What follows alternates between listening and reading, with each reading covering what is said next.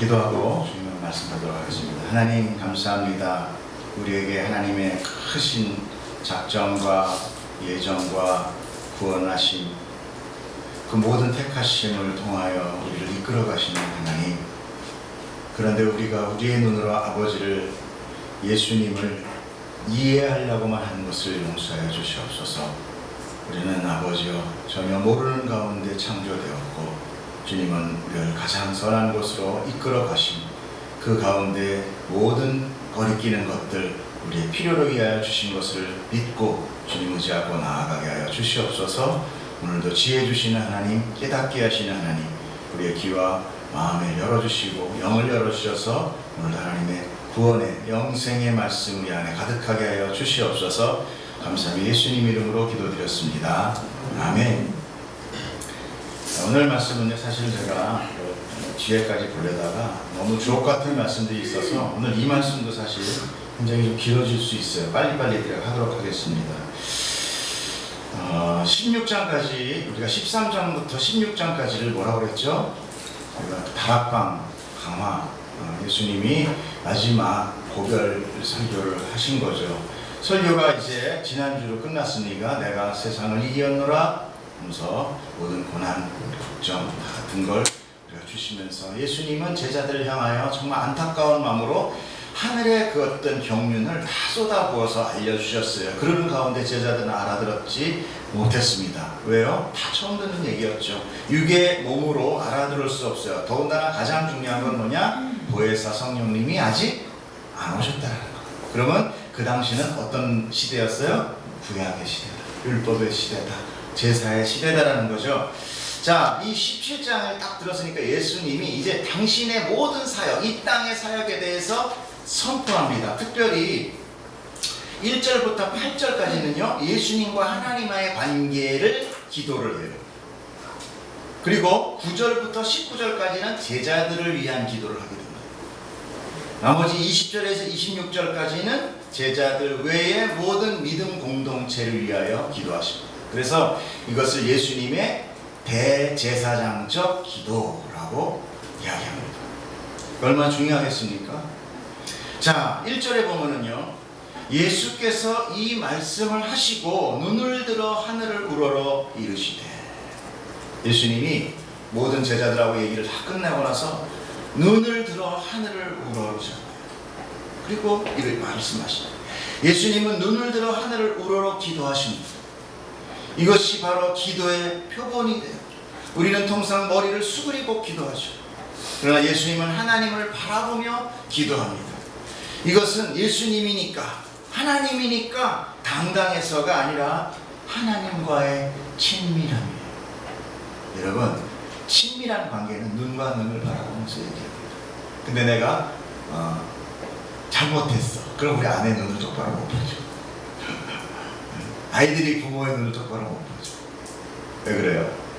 관계가 깨야죠. 관계 뭔가에 죄가 가라앉겠습니다. 그래서 우리는 기도를 어떻게 합니까? 머리를 숙여서 무릎이 사이에 머리가 정확히 때까지 주여 불쌍히 여겨 주시옵소서. 그러나 그 기도도 필요하지만, 그러나 예수님이 우리의 모든 벽을 십자가로 무너뜨렸죠. 그렇기 때문에 우리는 어떻게 기도할 수 있어요? 이제 하나님께 눈을 들어 기도할 수 있는 자가 되었다는 거죠. 야, 얼마나 감사해요. 어디 감히 하늘을 똑바로 쳐다봅니까? 하나님께서 그래요? 눈 깔아 이놈아. 예전엔 그랬어요. 그러나 지금은 그렇지 않다. 이 친밀함은요, 예수님과 하나님과의 아주 돈독한 관계를, 하나됨의 관계를 보여주고 있어요. 주님은 늘 하나님과 기도로 하나님의 뜻을 구하며 그리고 그것을 받으셨어요. 항상 기도가 나 주세요, 나 뭐 주세요, 뭐 해주세요 이렇게가 아니라, 예수님의 기도는 어땠어요? 하나님, 내가 무엇을 했으면 좋겠습니까? 하나님, 내가 뭘 하기 원합니까? 하나님의 뜻이 무엇입니까? 내일은 어떤 일이 벌어질 겁니까?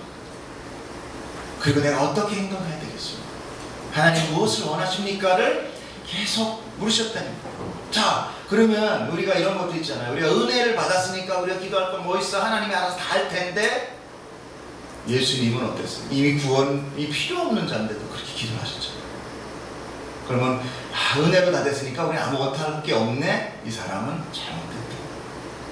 요한복음 8장 28절 후반부 보면 내가 스스로 아무것도 하지 않고 오직 아버지께서 가르치신 대로 이런 것을 말한다 라고 말씀하고 있어요. 또 요한복음 12장 49절에 보면 내가 내 자의로 말한 것이 아니요 나를 보내신 아버지께서 내가 말할 것과 이룰 것을 친히 명령하여 주셨다. 언제? 기도하실 때. 여러분은 기도가 어떤 기도입니까? 내 뜻을 관철해 달라고 하나님께 간구하는 기도입니까? 아니면 하나님 내가 어떻게 살아가야 됩니까? 하나님 이 고통은 무엇입니까? 하나님 주신 고통이라면 내가 달게 받겠습니다. 아니 달게 받는 게 아니라 거뜬히 견뎌내겠습니다. 끝까지 인내하겠습니다.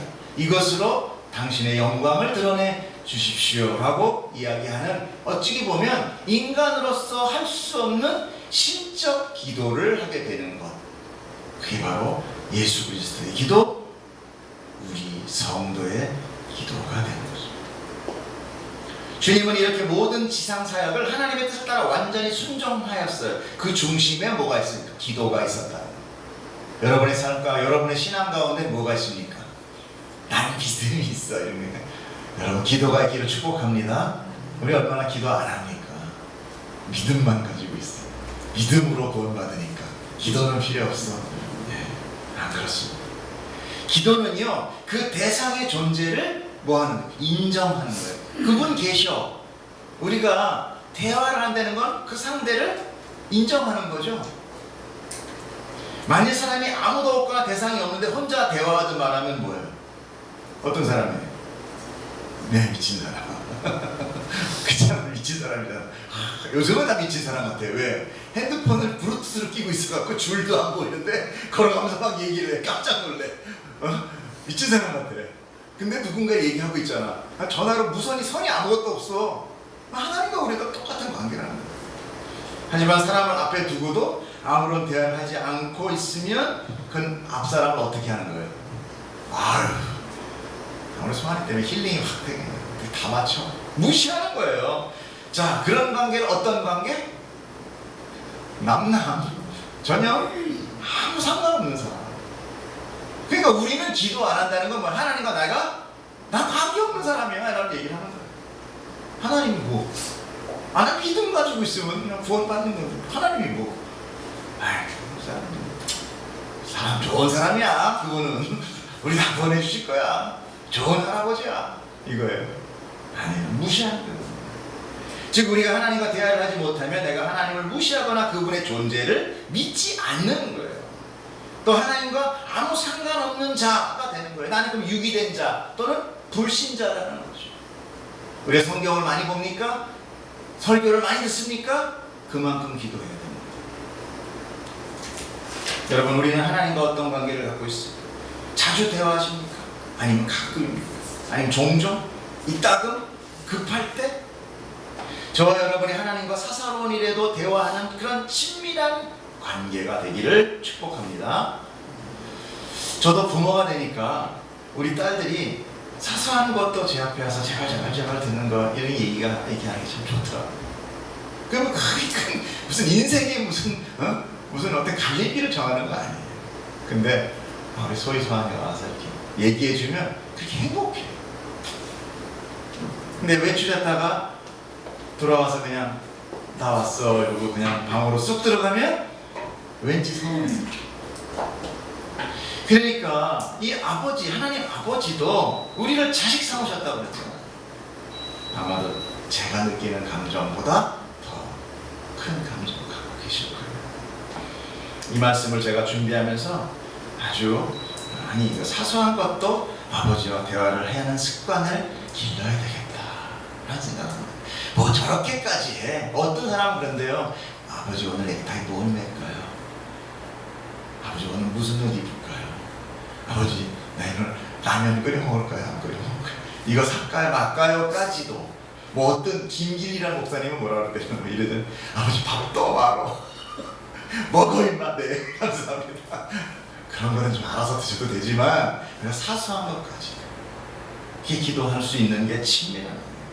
요한복음 17장 1절에서 3절 10절에서 1절을 다시 한번 봐주세요. 1절을 예수께서 이 말씀을 하시고 눈을 들어 하늘을 우러러 이르시되 아버지여 때가 이르렀사오니 아들을 영화롭게 하사 아들로 아버지를 영화롭게 하게 하옵소서라고 말씀하세요. 자, 예수님이 그러면 영화롭지 않다라는 걸까요? 아니면 하나님의 영화로움을 아직 부족해서 좀 더 받아야 된다라는 걸까요? 자, 이 말을 우리가 잘 한번 더 공부하면 아주 큰 뜻이 숨어 있어요. 그러나 우리는 이미 다 알고 있는 이야기들이에요. 자, 때가 이르렀으니 라는 얘기예요. 그 다음에 아들을 영화롭게 하여 아들로 아버지를 영화롭게 해달라. 이 말씀이 바로 하나님과 예수님의 합작품을 이야기합니다. 하나님이 예수님을 땅에 내려보내고 예수님이 하나님의 뜻을 순종한 이 모든 사역의 역사를 한 가지로 정의하는 게 바로 그러니까 이분들끼리의 이야기예요. 이 얘기를 하면 아버지가 그래 내 아들. 그리고 이 얘기를 하면서 예수님은 또 아버지. 이런 거 있잖아요. 아버지가 아들한테만 긴밀하게 시킨 거. 야, 네가 이거 좀 해줄래? 그때 아들이 잘해놨어요. 그 아버지가 기뻐하니까 안 기뻐요? 기쁘죠. 딸이 엄마가 딸한테 뭘 시켰어요? 이거 한번 해볼래? 그래 잘했어. 네, 그리고 순종하고. 그 잘해가지고 딸이 아무리 큰 상을 받았어요. 그러면 그 상이 엄마도 받은 것보다 더 기쁘죠. 그렇죠. 바로 그 얘기예요. 하나님이 예수 그리스도를 사역을 통해서 어디로 올렸습니까? 만물의 왕, 전 세계의 왕, 킹 오브 킹. 우리 로마서에 나오잖아요, 그죠? 아들을 왕 삼으셨다. 주님은요 늘 성경 가운데 내 때라는 그 때를 말씀하세요. 사역 초반에는 뭐라고 그래요? 내 때가 아직 아니라, 내 때가 아직 이르지 않았다. 그래요. 요한복음 2장 4절, 7장 6장, 7장 8절 이 때에 대해서 많이 얘기나요. 그런데 오늘 기도에도 첫 말씀이 이제 내 때가 이제 뭐예요? 왔다. 내 때다 이거죠. 우리는 알고 있어요. 지금의 어떤 이 말씀 중에 지금 바로 예수님이 때이라는 이 때가 뭡니까? 예수 그리스도의 사역의 완성이자 절정인 십자가의 사건. 십자가의 고난과 죽음이 다가왔다는 것을 자신의 희생을 전제한 기도라는 거예요. 예수님의 기도는 어떤 기도예요? 내 희생을 전제로 한 기도라는 거예요. 여러분, 우리의 기도는 뭡니까? 내가 덕을 얻기 위한 기도죠. 예수님 뭐야? 하나님을 위해서, 그 영광을 위해서, 그 영화를 위해서 자신의 희생을 전제로 한 기도를 올렸다는 것에 굉장히 위대한 기도다라는 얘기를 할 수 있어요. 그런데 이 기도의 내용을 들어보니 아들을 영화롭게 해달라고 그래요. 영화란 헬라어로 독사죠. 독사. 영광이 독사예요. 저는 독사 같은 놈 그러면 저는 영광 받는 놈이에요. 독사와 영광, 독사와 동일한 의미인데 주님은 자신을 영화롭게 해달라고 하면서 그 목적은 아버지의 영화를 위함이다라고 얘기해요. 주님은 왜 하나님께 영화롭게 해달라면서 하나님의 영광을 기도하셨을까? 요한복음 12장 28절에 보면 읽어볼까요? 아버지여 아버지의 이름을 영광스럽게 하옵소서 하시니 이에 하늘에서 소리가 나서 이르시되 내가 이미 영광스럽게 하였고 또 다시 영광스럽게 하리라 하시니 라는 얘기를 이미 하셨어요. 그런데 이거는 지금 오늘 기도랑 동일한 기도잖아요, 이게. 그럼 이 기도가 왜 나왔는지를 그 앞절을 보면 나와요. 27절 한번 읽어볼까요? 지금 내 마음이 괴로우니 무슨 말을 하리요? 예. 아버지여 나를 구원하여 이때를 면하게 하여 주옵소서. 그러나 내가 이를 위하여 이때에 왔나이다. 그러니까 무슨 얘기 기도예요 지금 이게? 십자가 얘기의 기도죠. 십자가 사건 앞에 놓고 예수님의 고난과 고통과 그 절절한 그 심령의 힘듦이 철저하게 나타나 있어요. 그럼에도 불구하고 하나님 아버지 그러나 내가 이때를 위해서 왔으니 내가 순종합니다 라고 하는 절절한 아버지와 아들의 기도란 말이에요. 그때 아버지가 영광되게 아버지의 이름을 영광스럽게 하시옵소서라는 얘기를 했다라는 것은 바로 뭐가 영광이라는 거예요 지금? 아들의 십자가 사건이 하나님께는 영광이라는 거잖아요. 이 기도를 통해서 보면 주님의 때는 십자가 사건이며 십자가는 하나님의 영광이 되는, 영광을 나타내는 사건이라는 것을 알 수 있어요. 이 십자가를 통해서 하나님의 구원 사역이 어떻게 됐어요? 완성됐잖아요. 그렇기 때문에 그렇습니다. 그러므로 오늘의 기도 역시 아들의 영화와 그로 인한 아버지의 영화를 원하는 곧 예수님의 십자가 사역을 위한 기도라는 것을 알 수 있어요. 그러니까 예수님은 제자들과 말을 끝내자마자 제일 먼저 뭐를 하느냐? 제일 먼저 무슨 얘기를 하느냐? 하나님, 이 십자가를 통하여 이제 곧 내가 질 거, 이 십자가를 통하여 아버지 영광 받으세요. 그건 뭐예요? 내가 이 십자가 할 거라는 거예요? 안 할 거라는 거예요? 할 거라는 거죠. 무슨 일이 있어도 내가 순종할 겁니다. 걱정 마십시오. 아버지 그 영광 다 취하십시오. 그리고 아들을 영광스럽게 해주세요. 뭐예요? 저 힘 주세요. 내가 이거 사역하는 수. 예수님의 사역. 예수님도 이렇게 하는 거예요. 우리는 사역할 때 어떻게 합니까? 열심히 한번 해보자 하고 머리 부닥쳐서 깨질 때까지 해보자가 아니라 먼저 무슨 기도를 해요? 하나님 우리를 영광스럽게 해요. 예수님같이 영화롭게는 못하더라도 하나님이 영화롭으니까 내가 감히 영화롭냐가 아니라 내가 작은 예수로 살아가니까 하나님의 영화로움이 나에게 있어요. 여러분 지금 우리가 예배를 드리고 사역을 하고 또 우리가 예은병원에 가서 그 환우들과 함께 섬기며 예배드리는 것은 여러분 하나님의 이름을 영화롭게 하는 것입니다. 왜요? 우리가 예수님의 영화로운 사역을 덧입어서 이제 작은 예수가 되어 그들을 위해 섬기며 얘기를 하니까 영화와 영광은 바로 그런 거예요. 사람이 수만 명 모여서 전용 엘리베이터 타고 올라가는 네? 그게 영화가 아니라 누군 뭐 특제 마이크가 있다면서요. 그 전선생님이 얘기했죠. 세계에서 단 하나밖에 없는 마이크를 들고 그런 게 중요한 게 아니라 하나님이 원하는 것, 하나님의 뜻에 맞게 순종해 나가는 것이 하나님의 영광이라는 거예요.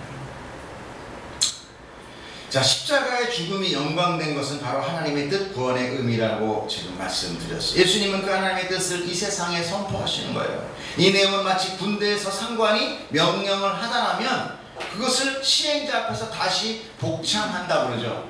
너 저쪽에서 어떻게 해서 출동해. 그럼 예, 그래서 어떻게 출동하겠습니다. 똑같이 복창을 한단 말이에요. 2절 보면 그런 얘기를 합니다. 아버지께서 아들에게 주신 모든 사람에게 영생을 주게 하시려고 만민을 다스리는 권세를 아들에게 주셨습니다. 이 얘기가 바로 뭐예요? 하나님이 예수님을 이 땅에 보내실 때 주신 사명이에요. 아버지가 나를 이 땅에 보내신 것은 아버지가 창세전에 택하신 사람들을 내게 맡기셔서 그들에게 영생을 주시려는 것이죠. 그래서 이 세상 다스리는 왕으로 임명하신 것이죠. 라고 되묻는 거예요. 이거 맞죠? 제가 이거 할 겁니다. 아마도 이렇게 이야기하는 것은 지금 제자들을 앞에 있잖아요. 소리를 내어 기도하고 있단 말이에요. 그러니까 지금 제자들은 예수님의 얘기를 많이 들었지만 아직 못 알아듣고 있어요. 그러니까 하나님과 예수님의 그 사역을, 비밀을 지금 제자들한테 기도로 알려주는 거예요. 나 이래서 온 거야. 너희들을 위해서. 하나님의 뜻은 바로 이거야. 나에게 주신 모든 사람들 영생 주기 위한 거예요. 그래서 영생이라는 말을 하요. 아버지의 뜻과 그 아들 예수님이 우리에게 말씀하신 하늘의 비밀을 깨닫고 감사하며 그분이 계신 것과 우리에게 약속을 이루시는 것을 믿고 구하여 이 삶을 순종으로 살아내는 것이 되어야 우리는 되는 것입니다. 그런데 우리는 통상 하루에 얼마나 기도를 하고 얼마나 주님과 관계를 갖습니까? 그런데 이런 이야기를 해요. 어떤 유명한 아니라 어떤 유명하다고 합시다. 유명한 그런 선지자 또는 그 사역자, 최고의 그 목회자들 보면은 하루에 내가 몇 시간 기도를 했다. 난 4시간 기도, 4시간도 부족하다. 아주 대단해요. 4시간씩 기도한다는 거는 정말. 그래서 그들은요 4시간 기도하면 하루를 어떻게 생활을 해요? 잠을 줄였대요. 참 대단한 거예요. 그런 걸 보면은 우리가 기도해서 뭐 이뤄달라는 건 아니에요. 내가 열심히 해야 돼요. 세상과 싸우려면 세상 사람들이 일하는 것만큼 일해야 돼요. 그런데 우리가 그 4시간 어떻게 기도해? 잠을 줄여야 된다는 거예요. 쉽지 않아요. 그러나 내 힘이 아닌 성령님의 힘이라면 가능할 겁니다. 그런데 그 4시간이 만약에 내가 원하는 것을 달라고 조르는 기도만 했다면 그 과연 그 믿음의 기도라고 할 수 있어요? 순종의 기도라고 할 수 있습니까? 제 경험에 의하면 저를 포함해서 통상 모든 기도는요, 자기가 계획하고 뜻한 것을 해달라고, 이루어달라고 기도하는 것이 대부분입니다. 그러니까 오히려 믿음이 충만해지잖아요. 믿음이 충만해지면 어떤 현상이 일어나냐면 기도 시간이 좀 줄어들어요. 내 안에 이렇게 막 욕구가 많이 줄어들어. 하나님으로 만족하는 거야. 그 기도 시간이 줄어들어. 오히려 이런 좀 언밸런스한 사건이 벌어져요. 내가 절절할 때는 기도를 해요. 새벽 나가, 점심 나가, 저녁 나가, 밤에 나가, 주여 붙들고 해. 왜? 내가 그게 지금 힘들거든. 어려워. 근데 내 마음이 하나님의 은혜로 풍성해지기 시작해. 기도가 줄어요. 기도를 줄이라는 게 아니라, 그러니까 우리 기도가 어떤 거라는 거예요?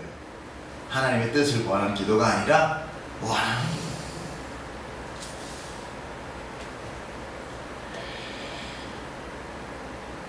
그렇기 때문에 우리의 기도를 정말 하나님 앞에, 아까 우리 얘기했던 정말 하나님의 뜻을 구하는 기도가 된다면 우리는 어떤 사람이 돼요?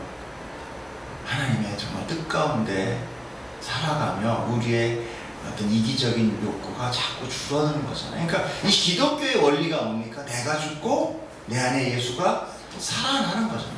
그러니까 기도를 보면 알아요. 그 사람이 4시간, 6시간 기도한다 그러면 우리는 벌써 질려버려. 와, 저 사람 믿음 무지하게 좋네. 저 사람 신앙생활 굉장히 하네. 근데 그 사람의 기도 6시간 동안에 예를 들어서 5시간 55분이 달라는 기도야. 그러면 5분 기도하면 똑같은 거예요. 여러분, 제가 뭐 하나님한테 뭘 달라는 기도, 원하는 기도 하지 말라는 얘기가 아니라 그거로 성취되는 기도는 과연 그게 믿음의 기도냐는 얘기예요. 우리가 아까도 조금 나눴지만 칼빈의 교리를 알면서 사람들은 어차피 하나님이 다 하실 거, 택하시고 뭐하고 다 완성하실 거, 기도는 뭐하러 해? 뭐 하나님 다 알아서 하시네 라고 오해해요. 그러나 오히려 그것은요, 하나님을 믿지 않는 거예요. 왜 그래요? 내가 기도를, 내 원함의 기도든 어떤 기도든 내가 하나님 앞에 기도를 드리면 그것이 들어진다는 믿음을 갖고 있으면 기도 안 할 수 있어요, 없어요? 할 수밖에 없죠. 사실 그러니까 칼빈의 교리가 어쩌다면서 은혜가 어떠니까 할 필요 없네라고 얘기한 이 사람들은 자기 핑계예요. 이거. 진실로 자기가 믿음이 있다면 은혜가 충만하면 충만할수록 더 좋고 더 관계는 더 돈독해지고 기도는 더 깊어지는 것이지, 믿지 않는 사람들이 자기 핑계를 대기 위해서 하나님의 어떤 그런 은혜의 교리에 밑에서 난 아무것도 할 수 없구나, 하나님 어차피 다 할 건데 자존심 상해 난 안 해, 요게 바로 불신자라는 거예요. 믿지 않기 때문에 자기가 기도 안 하는 거예요. 기도는 내가 믿지 않는다는 거예요. 우리 솔직하게 얘기해 봅시다. 오늘 나에게 내일 이런 것이 하나님한테 이루어지지 않을 거라는 기도, 이런 건 안 들어주실 거야. 내가 먼저 결정해 버린다니까요. 그래서 기도 안 하는 거예요. 그걸 불신이라 그래요. 다른 게 불신이 아니에요. 예수 없어, 하나님 없어, 이것도 불신이지만 그런 불신은 별로 없어요. 안 믿는 사람도 하나님은 있어, 예수 그래 옛날에 있던 사람이야, 다 알아요. 그 진짜 불신은 뭐냐? 기도 안 하는 게 진짜 불신이에요. 그거는 안 믿는 거예요. 하나님 능력 없어, 내 거 내가 살아야지, 뭔 기도야. 그냥 하나님 앞에 그냥 우리는 신적으로 죽어서 영생하는 거고 우리 삶 우리가 살아야지, 되게 믿음 좋아 보이죠? 아니요. 하나님 안 믿는 거예요. 하나님의 능력을 인정하지 않는 거예요. 그래서 우리는 믿음은 기도로 나타난다. 그래서 예수님은 기도하신 거예요. 비록 처음에는 달라는 기도의 정철이겠죠. 내가 원하는 기도 전부라 해도 자꾸 성경을 공부하고 지내며 하나님, 그 예수님을 알다 보면, 그 능력을 알다 보면 기도가 변하는 거예요. 이거 아니고 하나님의 능력을 우리가 의지하고 나갈 수 있는 거예요. 내 마음에 하나님으로 충만히 경험되면 세상의 것이 점점, 세상의 그 안달하고 갖고 싶었던 것들이 점점 흐려지고, 그런 부족으로 내가 막 좌절하고, 이 세상의 부족으로 내가 너무 초라하고 막 창피하고 사람 만나기 싫고 그렇잖아요. 나갈 때 입을 옷이 없잖아. 나갈 때 들고 나갈 가방이 없잖아. 그래서 그 교수님이 뭐라고 하잖아요. 오늘 나오신 모든 사람들은 다 걸레 조각기와 쇼핑백을 그냥 쇼핑 비닐로 들고 나오신 분들이라고. 입을 게 없잖아. 그리고 들고 나갈 게 없잖아. 그래서 그러더라고요. 그래서 최소한 집에 쇼핑백 하나씩은 다 있다. 네. 그 세상 사람들도 그 얘기를 알아요. 근데 세상으로 정찰됐던 내 마음이 하나님의 능력과 은혜로 가득 차기 시작하면 내가 자존감이 높아져. 하늘의 뜻으로 자존감이 높아지면서 이제 세상의 것들이 내가 겉으로 덮어지지 않아도 당당해져. 그런 기도가 점점 중요해요. 제가 어느 분의 간증을 들으면서 깨달은 게 있어요. 우울증은 미움과 분노에서 비롯된대요. 내가 의지하는 상대로부터 자기가 기대하는 만큼의 성과가 나타나지 않으면 상대를 미워하는 감정으로 나타나고, 그 감정이 자신을 초라하게 만들므로 우울해진다는 거예요. 굉장히 그렇다고요. 그래서 우울증은 분노 조절 장애와 같은 부류다. 그렇지만 상대를 내가 믿고 신뢰하고 세세한 행동이나 표현에 크게 민감해하지 않고 오히려 이해하고 동감하려는 노력을 하면, 또 그것이 사랑으로 용서가 되면 인내하고 관계가 회복됩니다. 자존감의 상승으로 인하여 환경적인 고난이나 불편함이 해소시킬 수 있는 능력이 생긴다는 거예요.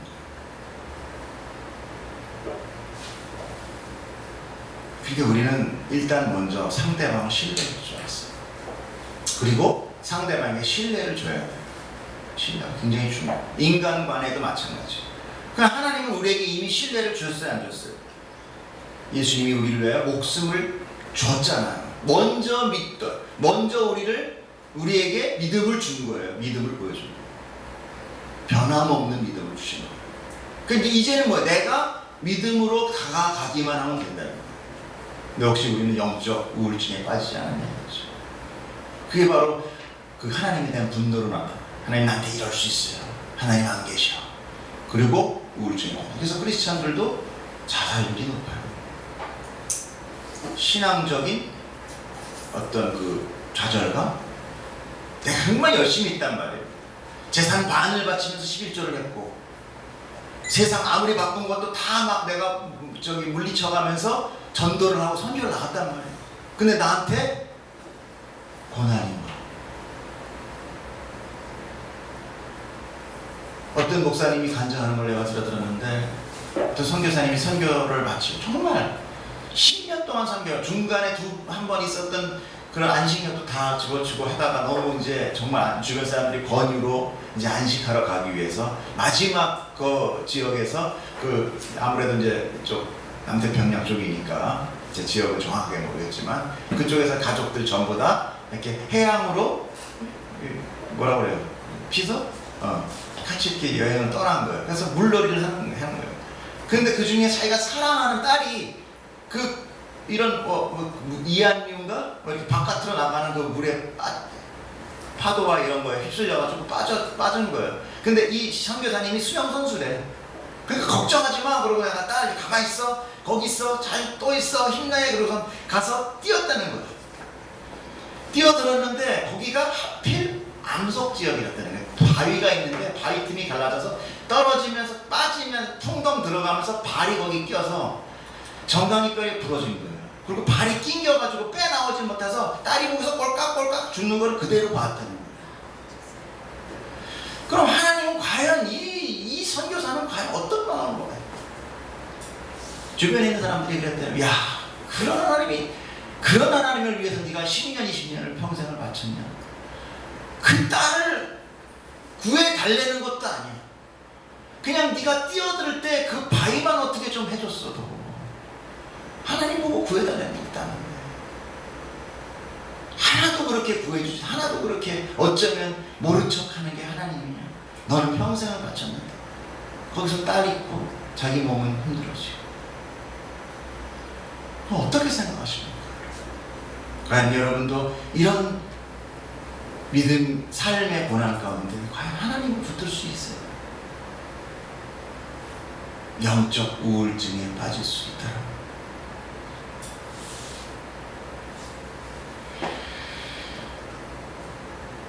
자, 그런데 이렇게 하나님은 자기의 뜻으로 택하신 모든 자에게 가장 중요한 것은 뭘 주기 위한 것이다? 영생을 주기 위한 것이다.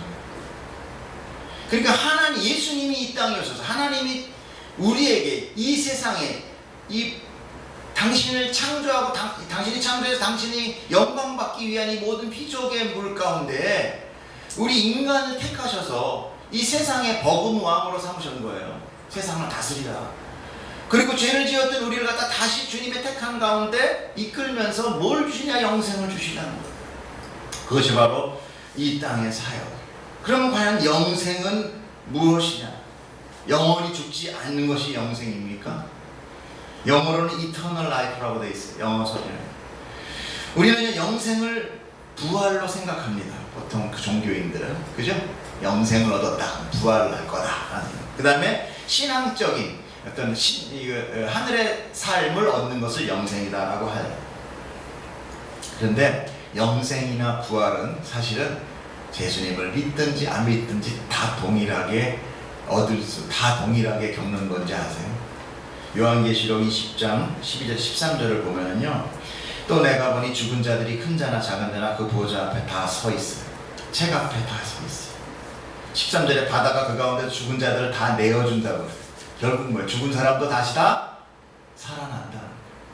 다니엘서 12장 2절에 보면 땅의 티끌 가운데 서서 자는 자 중에서 많은 사람이 깨어나 영생을 받을 자도 있지만 수치를 당할 자도 있다. 그건 뭐예요? 다 살아난다. 그런데 그 중에서 택함 받은 자, 영생 받는 자는 일부다. 그러니까 영원히 사는 건 다 우리도 다 죄를 짓든 하나님을 믿든 안 믿든 예수를 믿든 안 믿든 다 영생한다라는 거예요. 그러면 정말 영생, 우리가 원하는 영생, 하나님이 얘기하는 영생, 예수님이 지금 우리에게 주신다는 그 영생은 무엇인가? 그 답이 오늘 성경에 있습니다. 뭐라 그래요? 시작. 영생은 곧 유일하신 참 하나님과 그가 보내신 자 예수 그리스도를 아는 것이다. 근데 참 독특한 게요, 예수님이 지금 말씀하신 거잖아요. 근데 예수님이 자기 스스로를 그리스도라고 이야기한 건 여기가 처음이다. 처음이자 마지막. 자기 스스로를 자칭하는. 그건 바로 뭐냐? 메시아라는 거예요. 내가 메시아다라는 것은 제자 앞에 정확하게 스스로 입으로 고백한 거예요. 구원을 위해서는 하나님께 대한 지식이 필요하다는 것입니다. 그래서 호세아 선지자는 뭐라고 나오냐? 호세아 6장 3절에 우리가 여호와를 알자, 힘써 알자 그래요. 누구한테? 유대인들한테. 유대인들이 하나님을 몰랐으니까 율법을 달달 외우는 자들이었어요. 그런데 알자 그래.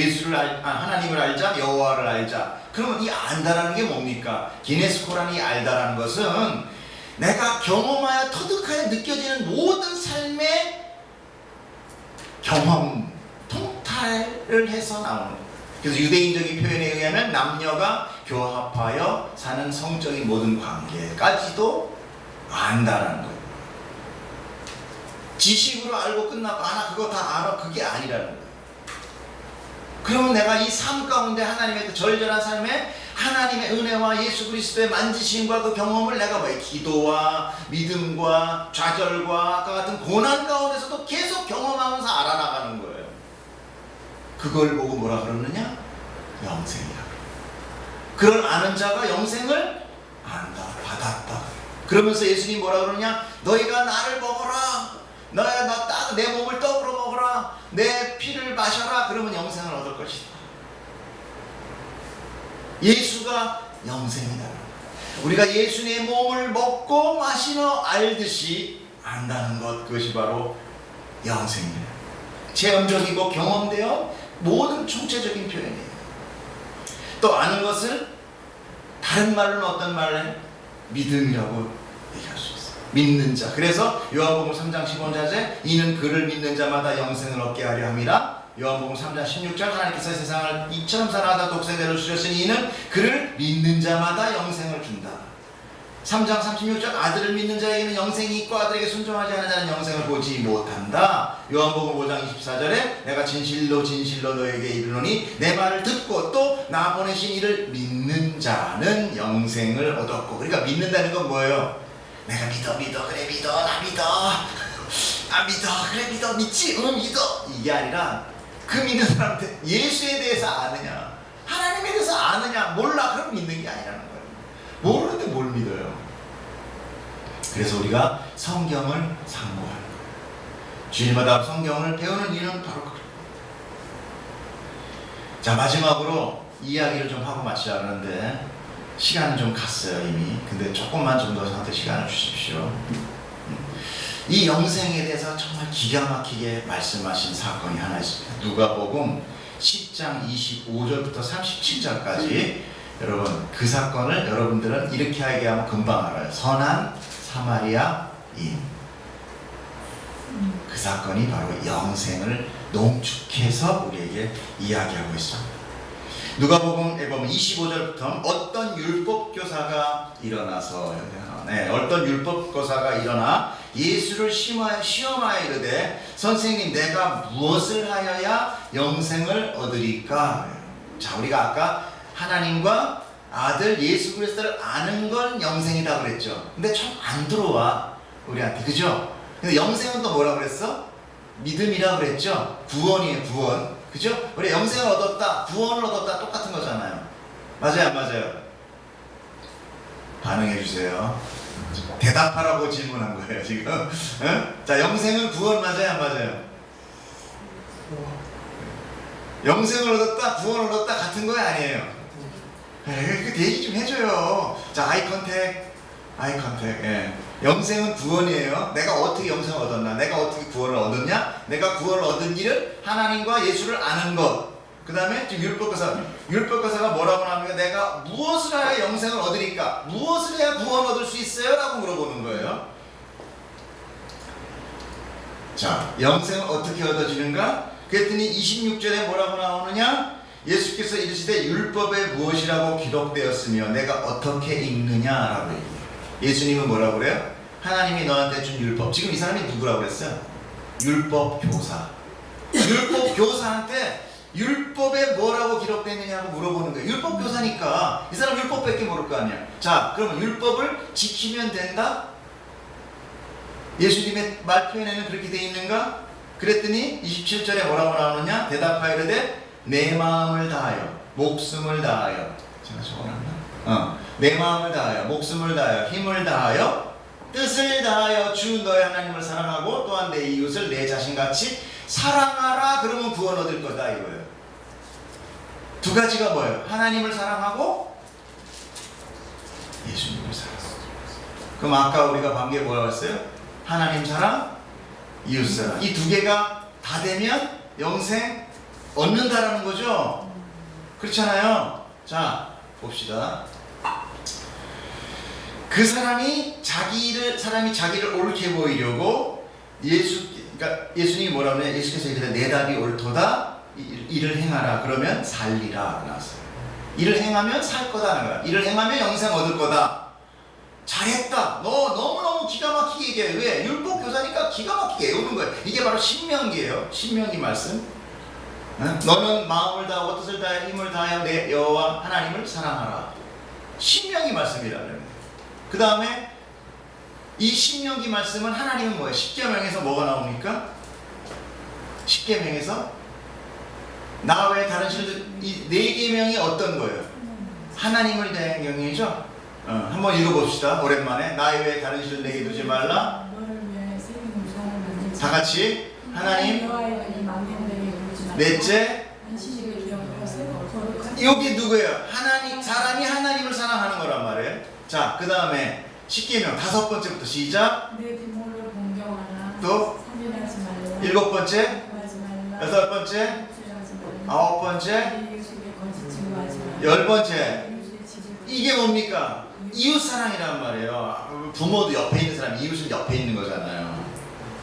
이것이 사람에 대한 것입니다. 이거 집약적인 내용이 바로 레위기에 나오는 원수 갚지 말며 동포를 원망하지 말며 내 이웃 사랑이를 내 자신과 같이 사랑하라. 이게 딱, 그러니까 레위기와 신명기의 말을 딱 따가지고 이 율법교사가 예수님 앞에 자랑하듯이 얘기한 거예요.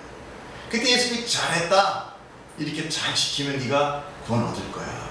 근데 거기에서 바로 무슨 얘기가 나오느냐? 그 사람이 자기를 옳게 보이려고 하죠. 그 처음에 율법교사가 예수님한테 왜 와서 물어봤다고 그래요? 시험했다 그러잖아. 시험. 이 마음 자체가 지금 교만한 거예요. 그죠? 근데 그 사람이 자기를 또 옳게 보이려고, 나 이 정도만이야 라면서 예수께 여쭤보되 내 이웃이 누굽니까? 그렇게. 자, 지금 내 이웃이 누굽니까? 라고 물어보는 그 율법교사는 내가 이웃 사랑의 본을 보여주겠다라고 자신 있게 얘기해요. 예수 그리스도한테 구원 어떻게, 이미 알아요. 이들은 어떻게 구원을, 누구 유대인들은 구원을 어떻게 받아요? 율법을 다 지킴으로 인하여. 그 자기는 다 지켰다는 거 안 지켰다는 거? 다 지켰다는 거예요. 그러니까 예수가 나를 믿어라, 그럼 영생이 있다, 뭐 사람 고치면서 막 예수 하니까 율법가사가 딱, 난 다 고쳤단 말이야, 난 다 영생 나한테 있어. 근데 너가 얘기하는 영생은 뭐야? 라고 물어보는 거죠. 예. 무슨 얘기인지 아시겠죠? 그랬더니 율법에 뭐라고 그랬어? 내가 하나님 사랑, 이웃 사랑이래. 잘했어. 이대로 다 해야겠더니 자기 다 했대라는 거야. 하나님에 대해서는 다 했어요. 제사 다 드렸어. 뭐 율법 다 해왔어. 그러면 이제 자기를 보일 수 있는 건 뭐만 남았어? 이웃 사랑만 남은 거야. 그러니까 자기를 옳게 보이려고 이웃이 누구야? 내가 가서 이웃의 사랑의 정수를 보여줄게. 이러면서 좀 자랑하잖아. 예수 말만 해. 누가 말? 창령이? 내가 창령이 죽도록 사랑해버리겠어. 한번 보여줘? 이렇게 나와. 이해 가시죠? 그런데 이 유대인의 이웃은요, 굉장히 한정적이에요. 유대인의 이웃은요, 일단 유대인은요, 이방인은 유대인이 아니잖아요. 이방인은 유대인이 자기 이웃이라고 생각하지 않아요. 이방인은 완전 사람 취급을 안 해. 그러면 이방인이 일단 이웃 아니야. 그 다음에 처음 같은 민족이었지만 사마리아인들, 즉 북이스라엘과 남유다가 갈리면서, 남북으로 갈리면서 원수가 됐어요. 그리고 그 북이스라엘은 혼합 정체에 의하여 피가 흐려졌어요. 튀기듯 쉽게 얘기해서. 그래가지고 유대인들, 사마리아인들은요 굉장히 개 취급을 해요. 정통성을 잃었다 해가지고. 그래서 유대인 중에서도 아주 사마리아인이라면 그건 이웃이 아니야. 그 다음에 또 유대인들이 이웃이 아니라고 얘기하는 게 뭐냐면 부정한 사람들이에요. 병들거나 장애가 있거나 죄 짓거나. 그럼 이것도 이웃 아니야. 그 이웃 다 버리고 난 나머지가 자기 이웃이야. 자기 친족 유대인이면서 병 안 들고 온전하고 깔끔하게. 요 중에서 사랑하는 거는 사랑이야, 안 사랑이에요. 그건 누구나 하나 사랑하는 거예요. 그걸 전제로 해서 이 이야기가 시작됩니다. 자, 보십시다. 우리가 본문을 한번 읽어보겠습니다. 제가 읽을 테니까 들어보세요. 자, 예수께서 대답하여 이르시되, 즉 그 사람한테 얘기하는 거예요. 어떤 사람이 예루살렘에서 여리고로 내려가다 강도를 만나매 강도들이 그 옷을 벗기고 때려 거의 죽은 것을 버리고 갔더라.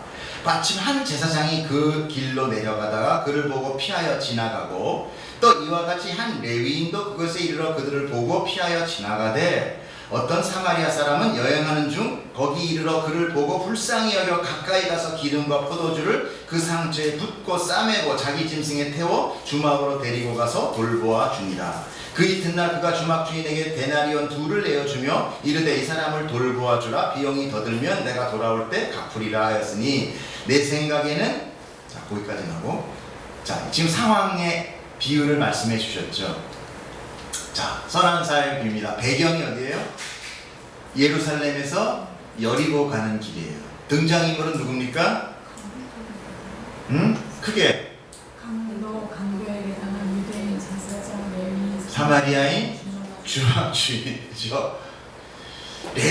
예루살렘에서 여리고로 가는 거는요, 보통 누가 돌아다니겠어요? 예루살렘은 어떤 지역이에요?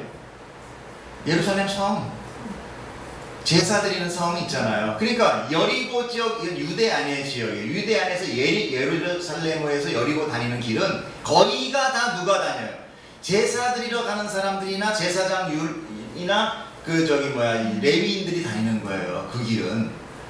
근데 어떤 사람이, 유대인의 이 사람은, 유대인이 강도를 맞는 거예요. 왜냐하면 예루살렘 여리고 가는 사람은 제사 드리기 위해서 뭘 가지고 가요? 우리가 뭐 헌금하잖아요. 봉헌물, 제물, 그 다음에 양, 소 이런 거 끌고 다닌단 말이에요. 그러니까 거기는 강도가 득실득실 하는 거야. 강도가. 그러니까 거기 늘 강도 만나는 길이에요. 그러니까 이 유대인도 가다가 털린 거야. 그냥 그 다음에 거반 죽었다 그러는데, 거의 죽었다는데, 그건 숨만 까딱까딱 아무것도 꼼짝. 자기가 일어나서 다쳤다가 아니라 멀리서 보면 죽은 거야. 움직이지도 못하고 숨만 쉬고 있고 정신도 잃었어. 죽은 거랑 마찬가지 같이 됐다라는 거예요 지금. 그런데 거기에 누구가 지나가? 제사장이 지나가요. 제사장은 어떤 사람이에요?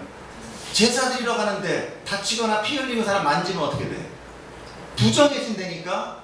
부정해지면 이 사람 7일 동안 꼼짝 못해.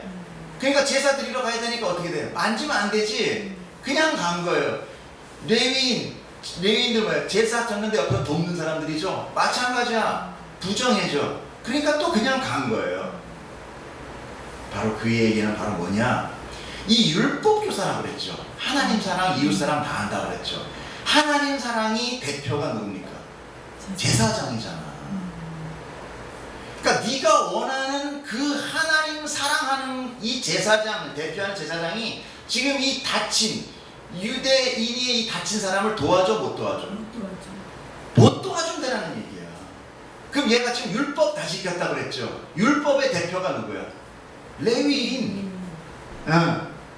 제사장에서 노는 이 레위인, 사람들끼리의 모든 제사를 다, 율법을 다 지키는 사람을 레위인. 이 레위인도 도와줘, 못 도와주는 거예요.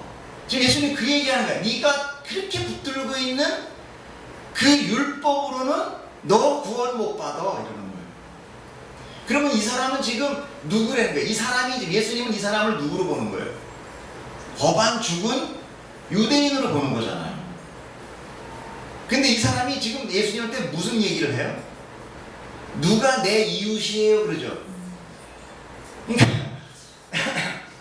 예수님한테 이 사람은 누가 내 이웃이에요? 내가 가서 막 사랑해 줄게요. 내가 그 사랑의 도구를 보여줄게요 하고 자기 행위를 딱 드러냈죠. 자기 행위는 어떤 겁니까? 내가 율법을 그만큼 잘 지켜서 내가 영생을 득했다라는 거잖아요 지금.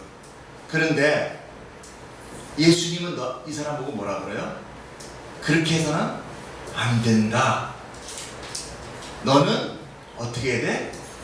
거반 죽어야 된다는 거예요. 그것이 바로 뭐예요? 십자가의 죽음이에요. 지금 영생을 설명하고 있는 거예요. 영생은, 구원은 제사로도 아니고 율법 지킴도 아니고 네가 거의 죽어야 돼. 근데 왜 거의 죽어야 되느냐? 유대인이라고 했죠. 근데 누가 와서 살려줘요? 사마리아는 유대인을 뭐라고 생각해? 개들지. 그러니까 유대인은 조금만 살아있으면 죽으면 죽었지 사마리아인 도움은 안 받아. 그게 가문의 혈통이야. 옛날에 연반들 같이 똑같아. 이게 종교로 가면 더 어마어마한 겁니다. 내가 차라리 죽으면 죽었지 저 부정한 사마리아인에 의해서 사는 거는 용납할 수 없어. 그러니까 인간은 뭐예요? 예수 그리스도의 구원을 받아들인다, 안 받아들인다? 안 받아들인다는 거예요. 이 내용이 좀 설명이 돼요. 그런데 지금 어디 땅이에요? 예루살렘 여러분 유대 땅이에요. 유대 땅에 사마리아인이 들어온다는 건 뭘 각오한 거야? 죽음을 각오한 거예요. 이 세상에 죽을 각오하고 내려오신 분이 누구예요? 예수 그리스도. 사마리아인으로 예표되고 있는 거예요. 예수가 죽을 각오하고 자기를 거부하는 이 사람을 구해주는데 이 사람이 어떻게 죽어야 돼. 그게 십자가예요. 그래야 영생 얻는다는 거예요. 이해가세요?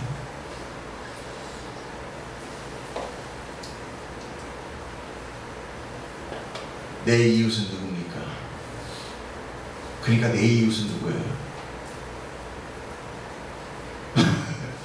그러니까 내 이웃은 누구예요? 자, 다시. 그러면 이 거의 죽은 이 사람의 이웃은 누구예요? 예수, 사마리아인이잖아요. 예수님이잖아요. 예수님이 뭐라고 그래요? 내 생각에 이 세 사람 중에 누가 강도 만난 자의 이웃이 되겠느냐? 그랬더니 이 사람이 뭐래요? 이르되 자비를 베푼 자이니다. 예수께서 가서 너도 이렇게 해라 그랬어요.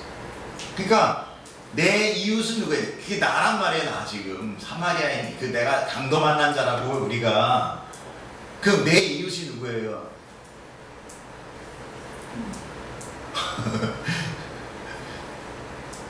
내가 지금 강도 만난 자라고 봤을 때 내 이웃은 누구냐는 말이에요. 제사장이에요? 사마리아인이잖아요. 사마리아인이 누구라고 그랬어요? 그러니까 내 이웃은 누구예요? 예수님. 그러니까 이웃 사랑, 하나님 사랑 다 뭐예요?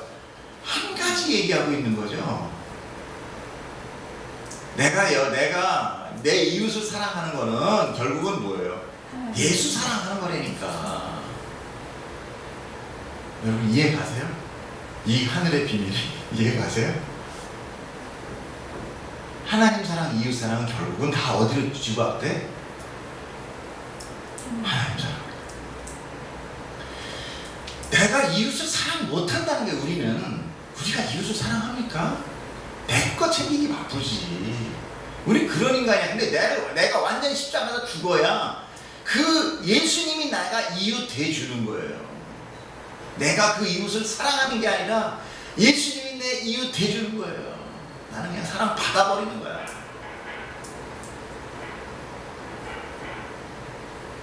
그게 은혜예요. 그게 구원이에요. 그게 영생이에요. 제일 먼저 뭐 물어봤어요? 어떻게 영생을 얻어요? 너가 죽어야 되고 사마리아인이 와서 목숨 바쳐 도와줘야 돼. 그게 영생 얻는 거예요. 우리의 그 구원을 어떻게 됐다? 내가 죄로 죽고 세상에 맞아 죽고 꼼짝 못하게 되니까 내 힘으로 할 수 있는 게 아무것도 없으니까 예수님이 찾아와서 나를 구원해 주신 거예요. 그게 영생이에요. 그게 아는 거예요. 여러분 예수를 아는 자예요? 모르는 자예요? 우리가 바로 그거 배우는 겁니다. 제가 그 뒤에도 여러 가지 얘기했지만 멈추게서 말씀드려요. 이해 가세요? 기도할게요. 하나님 감사합니다. 우리가 정말 무엇을 합니까? 우리가 이웃을 사랑합니까? 아니요. 우리 이웃 사랑하지 못합니다. 저 나만 사랑합니다. 근데 예수님이 내 이웃이 되주셔서 예수님이 나를 사랑하셨고 그 사랑을 내 안에 넣어주셔서 예수의 사랑으로 내가 다시 이웃을 사랑할 수 있는 자로 만들어주시니 감사합니다. 주님, 주님의 은혜가 우리에게 넘치는 오늘 우리에게 하나님과 그 예수 그리스도를 아는 모든 은혜를 허락하여 주시옵소서. 감사하며 예수님 이름으로 기도드렸습니다. 아멘.